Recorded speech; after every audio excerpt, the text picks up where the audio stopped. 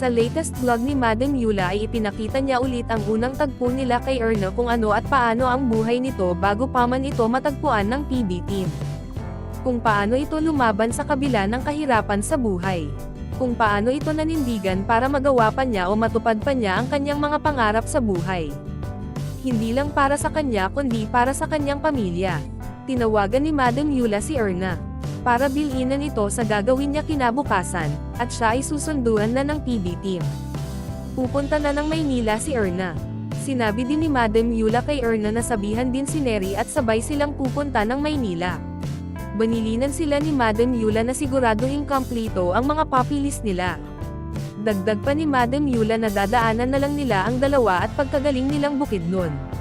Sinabi din ni Madam Yula na wag nilang kalimutang isama ang mga parents nila.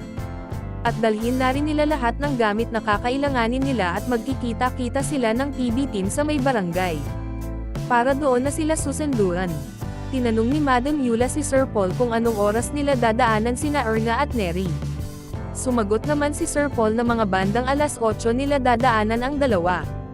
Mababakas sa mga ngiti ni Erna ang excitement, ang tuwa at saya niya na sa wakas ay unti-unti na niyang maabot ang mga pangarap niya. Kinausap din siya ni Sir Paul na magdala lang sila ng tigli-5 damit lang, dalhin ang mga ID, consent letter galing sa mga magulang nila at dalhin ang tatay at nanay nila doon sa lugar kung saan sila susunduan ng PB team. Dagdag pa ni Madam Yula na hindi nila kailangan magdala ng maraming mga damit at bibilhan naman din sila ng mga damit pagdating. Natanong din ni Madam Yula si Erna kung excited na ba ito. Sumagot naman si Erna na opo. Sinabi din ni Madam Yula na kasabay nila si Irene papuntang Maynila.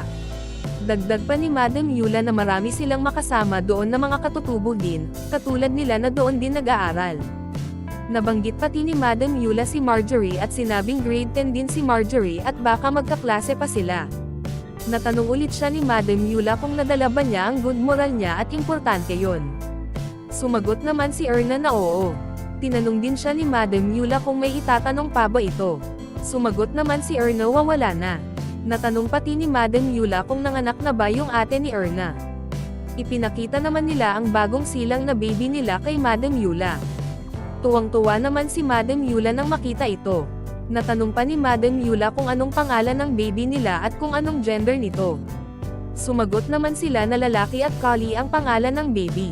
Nagpaalam na si Madam Yula sa kanila at sinabing mag-prepare na si Erna para kinabukasan sa pagsundo nila. At para sa more summary video ng Pugong Biyahero huwag kalimotang mag-like and subscribe. At para sa more summary video ng Pugong Biyahero huwag kalimotang mag-like and subscribe.